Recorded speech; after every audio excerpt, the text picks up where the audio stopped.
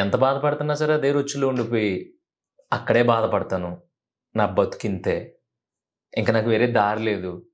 వాళ్ళు గడ్డి తిన్నారని నేను కూడా గడ్డి తినలేను కదా అని చెప్పి ఒకళ్ళకి బానిసగా ఉండిపోయే కంటే అక్కడతో దాన్ని తెగదెంపులు చేసుకుని నీ సొంత కాళ్ళ మీద నువ్వు నిలబడగలిగి తిన్నా తినకపోయినా హ్యాపీగా ఓ చెట్టు కింద గడిపేసినంత సుఖం ఉండదు.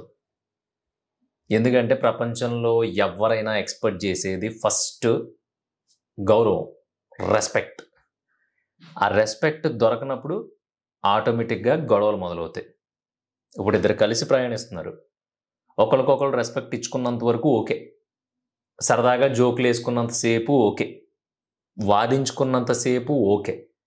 కానీ బొచ్చు నీకేం తెలుసు అన్న తర్వాత మొదలయ్యేది ఏదైతే ఉంటుందో అది చాలా వాటిని విడగొట్టేస్తుంది.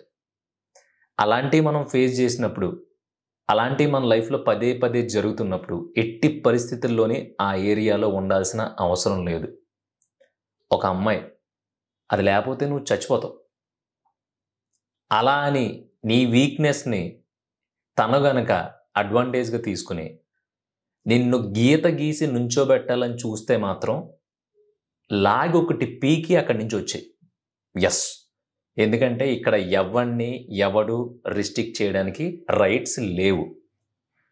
మనం కావాలనుకుని పుట్టలేదు, కావాలనుకుని పలానా పని చేయట్లేదు, కావాలనుకున్న లైఫ్ని లీడ్ చేయలేకపోతున్నాం.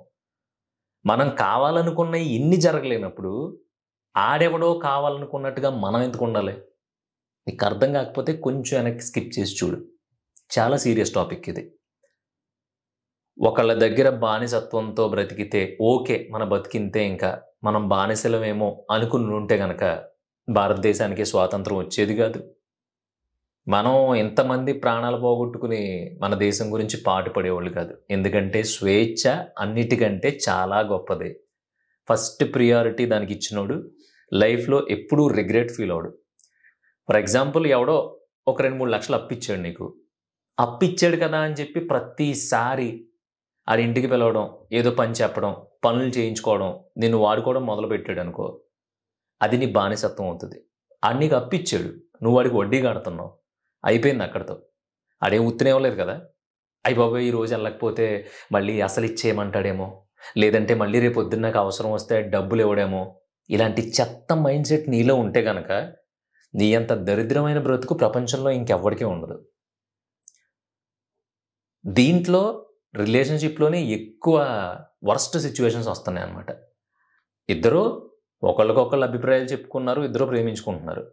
కానీ ఒక అమ్మాయి లవర్ ఉండగా, లేదంటే ఇష్టపడినోడు ఉండగా, లేదంటే తన్ని బాగా చూసుకునేవాడు ఉండగా ఎవరో సినిమాకి పిలిచారని వెళ్ళిపోవడం, లేదంటే అర్ధరాత్రుల వరకు తాగి తననాలు రావడం, లేదంటే లేట్ నైట్లు అని చెప్పి షికారు కొడతా ఉంటే బాయ్ ఫ్రెండ్కో లేదంటే ప్రేమించినోడికో అనుమానం వచ్చి, లేదంటే అది నచ్చక ఇది నా పిల్ల ఎవరితోనో అర్ధరాత్రి బయట తిరిగి రావడం ఏంటనే ఒక ఉక్రోషంతో వన్ డే ఫోన్ చేసి నువ్వు నాకు నచ్చట్లేదు, ఆడితో అంత చనువు ఎందుకు, రేపు పొద్దున్న రకరకాల ప్రాబ్లమ్స్ క్రియేట్ చేస్తాయి అని చెప్తే, అంటే నా మీద నీకు నమ్మకం లేదా? ఓహో, అంటే ఇంకా నీకు నేను పడిపోయాను కదా, అంటే నువ్వేం చెప్తే అది వింటున్నాను కదా, అందుకని నన్ను నువ్వు ఒక లైన్ గీసి దాంట్లో నిలబెట్టాలనుకుంటున్నావా? ఆహా, సర్లే, అయితే ఇంక నీకు నాకు సెట్ అవ్వదు. నువ్వు అయినా ఈ మధ్యన నేను ఎవరితో మాట్లాడినా ఏం చేసినా అంతా నా మీద అనుమానమే, అంటే నేను అంత ప్రాస్టిట్యూట్గా కనిపిస్తున్నాను నీకు. ఇలాంటి క్వశ్చన్లు వేసారనుకో, అక్కడితో కట్ చేసి పడదొబ్బి వాళ్ళ ఇష్టం వచ్చినట్టు వాళ్ళ బతుకాలని బతకమనండి.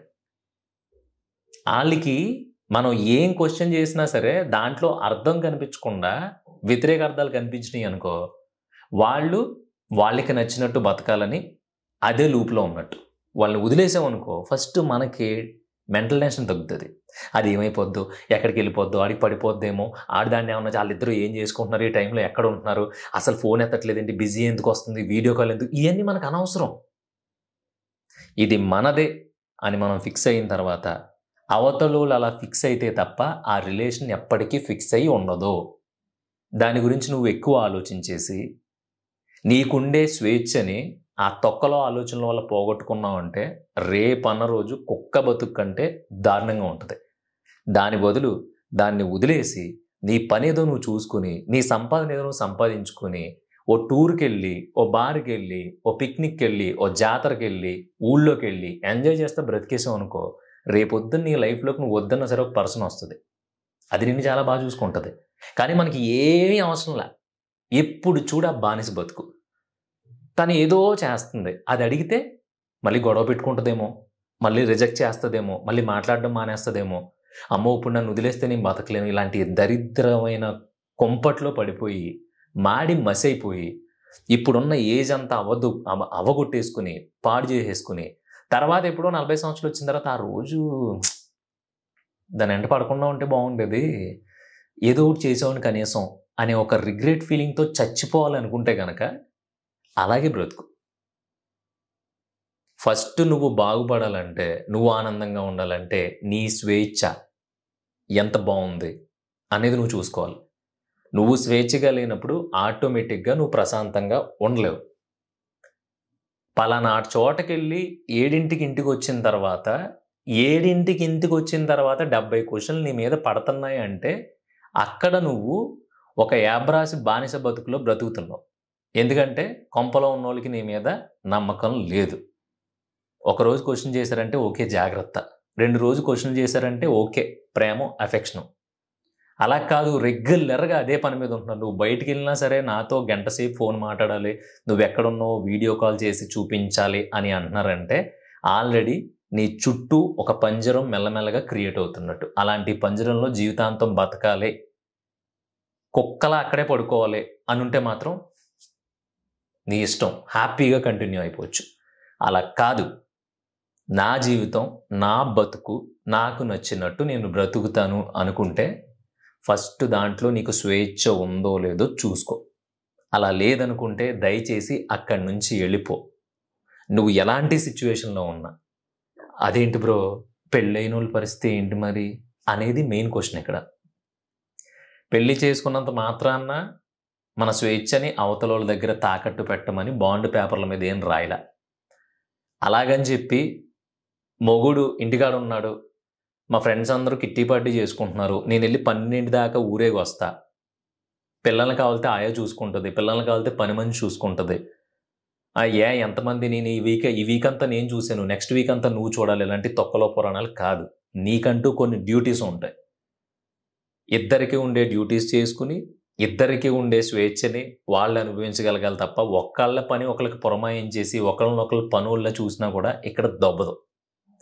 ఇవన్నీ చాలా థిన్ లైన్తో ఆలోచించడం మానేసి నేను మెల్ట్ అయిపోయినా పర్లేదు చుట్టూ వెలుగు వస్తే చాలు అనే కాన్సెప్ట్లో బ్రతికేసాం అనుకో, కళ్ళు మూసి కళ్ళు తెరిచే లోపు మెల్ట్ అయి పడదవు బుద్ధి జీవితం, అలాగే పోతావు.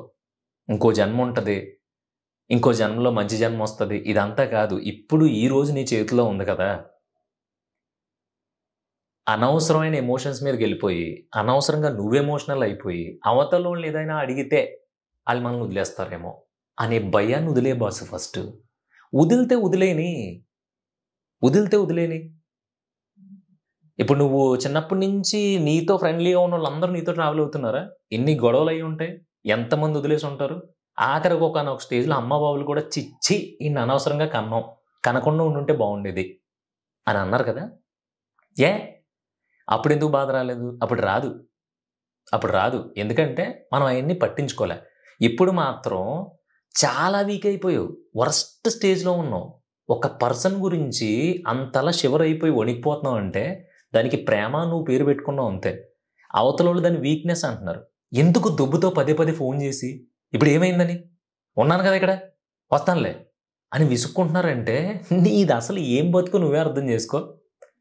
అలా కాకుండా హ్యాపీగా వెళ్ళి సిటీ చివరిలో ఏదో ఒక చిన్న కాకా హోటల్ ఉంటే అక్కడ కూర్చుని ఒక టీ తాగుతూ అలా గాల్లోకి చూసుకుంటూ ఆ వచ్చే గాలి పీల్చుకుంటూ నువ్వు సాయంత్రం 8ంటికి 9ంటికి 10ంటికి వెళ్ళినా సరే నిన్ను ఎవ్వడో అడగడు. చూసావా, అది బతుకంటే,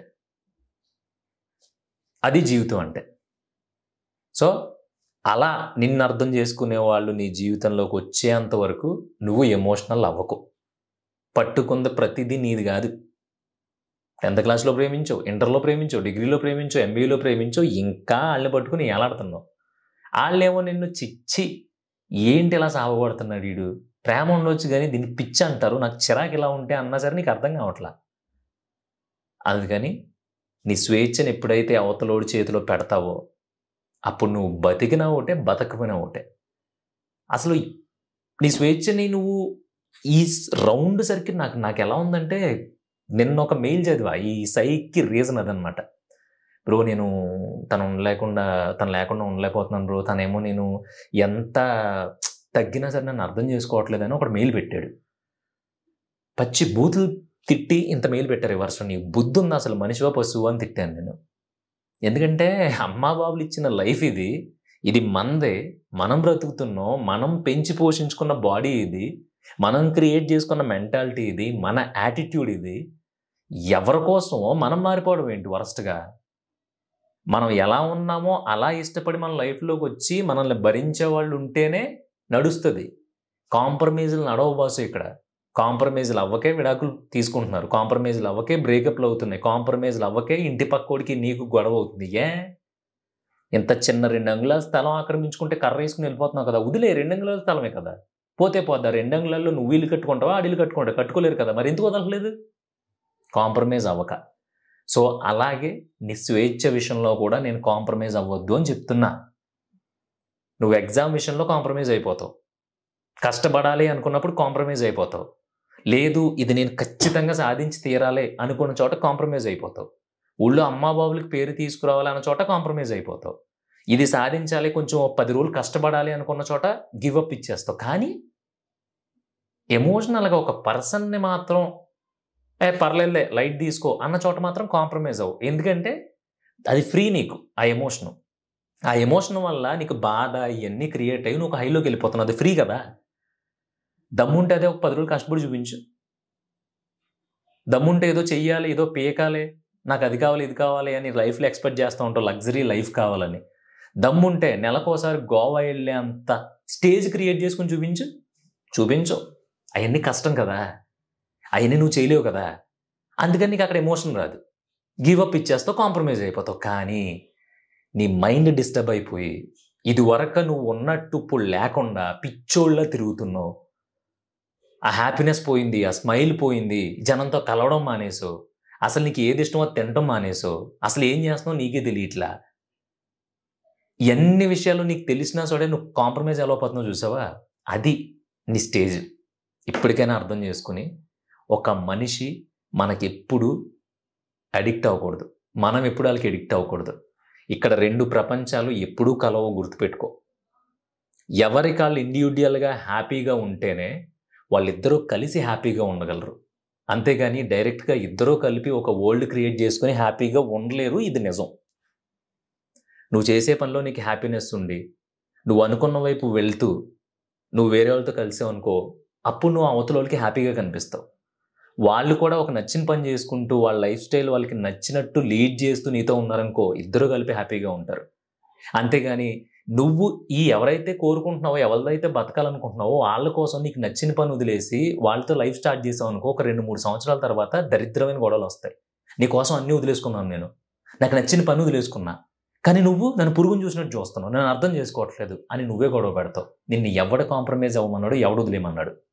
నీకు ఒళ్ళు కొవ్వెక్కి కేవలం ఒక మనిషి కోసం, ఆఫ్టర్ ఆల్ ఒక మనిషి కోసం నీకు ఇంత ప్రీషియస్ లైఫ్ దొరికితే ఈ లైఫ్లో నువ్వు చేయాలనుకుంది చేయడం మానేసి తొక్కలో రిలేషన్స్ పెట్టుకుని అన్నీ వదిలిపడదు. 2 సంవత్సరాలు గడిచిపోయిన తర్వాత నీకోసమే అన్నీ వదిలేసుకున్నానని తిట్టారా? ఇటు నీకెవడిచ్చాడు? ఎవడెవడు? నీకు అర్థమైందనుకుంటా. ఎవరి కోసం ఏది మానుకోవద్దు, ఎవరి కోసం ఏది ఆపుకోవద్దు. మనం మనలా ఉంటే మనతో ఉండేవాళ్ళు ఉంటారు, పోయిన వాళ్ళు పోతారు. ఎందుకంటే నువ్వు ఇక్కడ ఎవరి స్వేచ్ఛని లాగేసుకోకూడదు, ఎవరిని ప్రెజర్లో గెంటకూడదు, ఎవరిని ఇబ్బంది పెట్టకూడదు. నేను ఇది అని నిర్మోహమాటంగా చెప్పి లైఫ్ జర్నీ స్టార్ట్ చేయి. నేను ఇలా ఉంటాను అని అవతల వాళ్ళకి అర్థమయ్యేలా చూపించి అప్పుడు వాళ్ళతో బ్రతుకు ప్రారంభించు. లేదంటే ఇలా బానిసలా బ్రతుకుతావు చచ్చేదాకా.